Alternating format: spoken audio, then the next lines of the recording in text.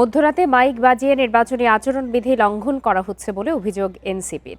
শুক্রবার রাতে রাজধানীর বাংলা মোটরে দলের কার্যালয়ে এই অভিযোগ করেন দলের নির্বাচন পরিচালনা কমিটির চেয়ারম্যান আসিফ মাহমুদ সজীব ভূঁইয়া।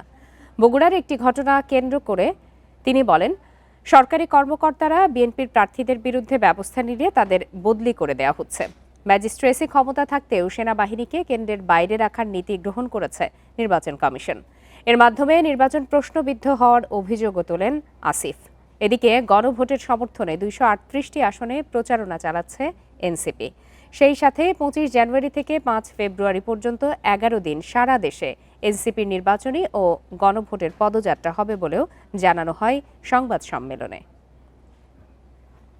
নতুন রিন গভীর থেকে পরিষ্কার করে কাপড়কে রাখে নতুনের মতো উজ্জ্বল। নতুন রিন অ্যাডভান্স পাউডার। মাইক ব্যবহার এবং সাউন্ড বক্স ব্যবহারের সময় নির্ধারণ করে দেওয়া আছে দুপুর 2টা থেকে রাত 8টা পর্যন্ত, কিন্তু আমরা তাদেরকে রাত 12টা এমনকি ভোর 4টা এমন সময়ও দেখছি তারা আচরণবিধি লঙ্ঘন করে মাইক এবং সাউন্ড বক্স ব্যবহার করছেন।